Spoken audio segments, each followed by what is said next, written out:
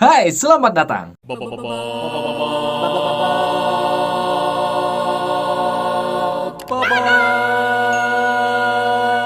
Balik lagi di channel Hardidian atau channel Gado-Gado di mana kita akan bahas semuanya di sini.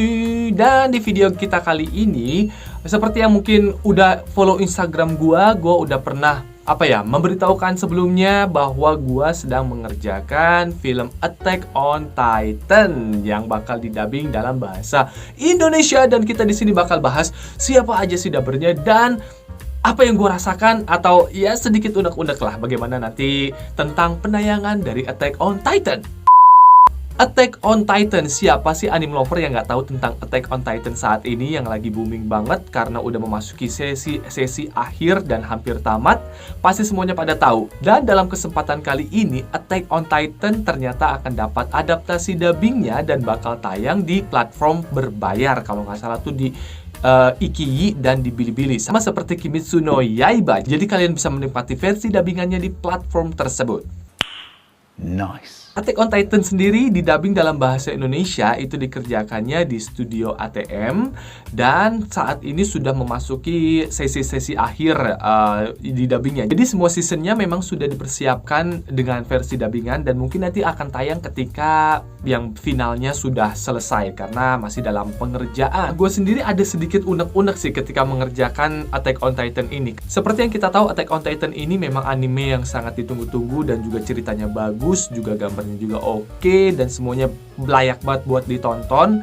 Tapi di sini gue punya unek-unek sih di proses pendubbingannya ini, karena dalam Attack on Titan ini karakternya itu kan banyak banget. Tapi kalau misalkan di dalam versi dubbingan bahasa Indonesia, yang sangat disayangkan sekali itu dubbernya tidak terlalu banyak. Jadi ya seperti itu, jadi banyak double peran gitu deh. Dan sekarang gue bakal infoin siapa aja sih yang terlibat dalam dubbing bahasa Indonesia Attack on Titan. Dah sekali gue suka nih. Di sini gue bakal nyebutin karakter-karakter intinya aja yang biasanya menjadi sorotan. Tapi kalau karakter-karakter sampingannya itu gak gue sebutin karena memang kadang-kadang juga ada salah nama segala macem, dan juga banyak yang dibalik-balik juga kadang-kadang gak kelihatan juga gitu. Jadi di sini gue bakal nyebutin dubber beserta perannya yang inti, maksudnya perannya yang cukup ikonik lah, yang bisa kalian ingat. Yang pertama peran utamanya tentu saja si Eren Yeager.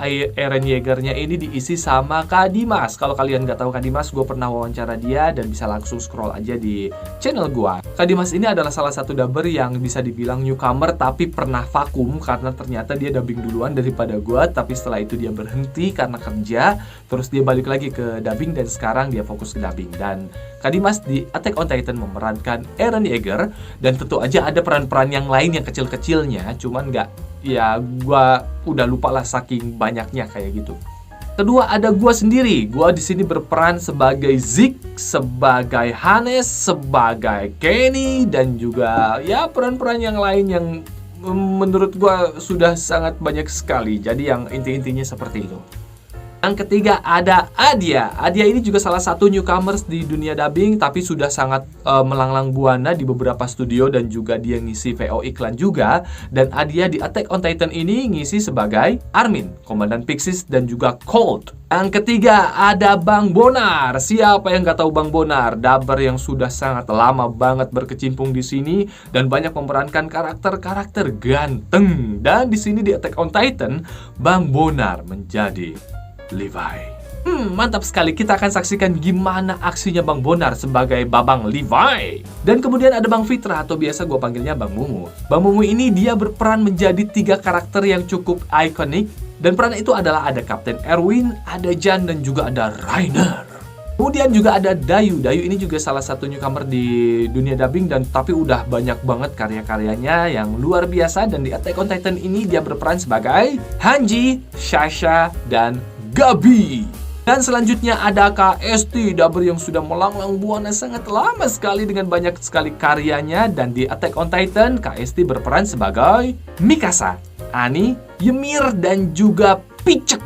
Berikutnya adalah Sharon. Sharon ini dubber yang juga menjadi operator di ATM Studio. Dan di film Kimetsu no Yaiba, Sharon ini berperan sebagai Nezuko. Dan kalau di Attack on Titan, Sharon berperan sebagai Krista.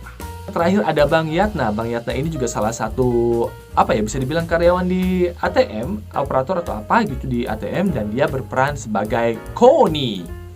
Jadi itu dia para daber-daber yang bakal berpartisipasi di Attack on Titan versi dubbingan bahasa Indonesia. Dan seperti yang gue sebutkan di awal, dengan banyaknya peran yang ada di Attack on Titan, ini cuma diisi 9 dubber, dan menurut gue itu yang agak menjadi gimana gitu untuk sekelas Attack on Titan yang wah banget gitu, dengan ya begitu deh, itu unek gue gitu. Kalau misalkan memang bisa nambah dubber sebenarnya lebih oke, cuman kan memang ada satu dan lain hal, jadi akhirnya hanya bisa menggunakan 9 dubber, jadi ya banyak double peran di situ. Dan gue nggak bisa nyebutin peran-peran kecil-kecilnya, tapi yang tadi gue sebutin adalah peran-peran yang besar-besarnya kayak gitu. Jadi nanti kita nantikan aja. Kalau menurut gue sih dia bakal on streamingnya itu kayaknya sih nungguin yang final ini selesai dulu. Mungkin sekitaran bulan April baru bakal rilis yang bahasa Indonesianya. Mungkin seperti itu. Tapi kalau misalkan ada percepatan ya nggak tahu juga gitu. Berhubung gue juga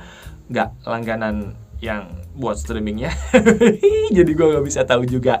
Jadi buat kalian yang penasaran bagaimana nanti dubbingan bahasa Indonesianya, langsung aja langganan streamingannya supaya bisa menikmati dalam versi bahasa Indonesia. Karena menurut gue pribadi, ketika gue udah nonton season 1 sampai season 3 dan 4 bagian 1, ketika terus dubbing ulang dari season 1, gue jadi kayak, oh ternyata begitu ya, oh ternyata begitu ya. Jadi gue bisa kayak lebih paham cerita di season 1. Ketika di season 1 gue pas awal nonton gak ngerti ini maksudnya kemana, tapi karena udah nonton yang season 4-nya, terus dubbing lagi season 1-nya, gue jadi bisa lebih paham dengan ceritanya. Kayak begitu. Jadi mungkin itu saja di video kali ini, informasi buat kalian yang pengen tahu siapa aja yang terlibat di Attack on Titan dubbingan bahasa Indonesia. Dan semoga aja nanti penayangannya juga lancar seperti Kimetsu no Yaiba.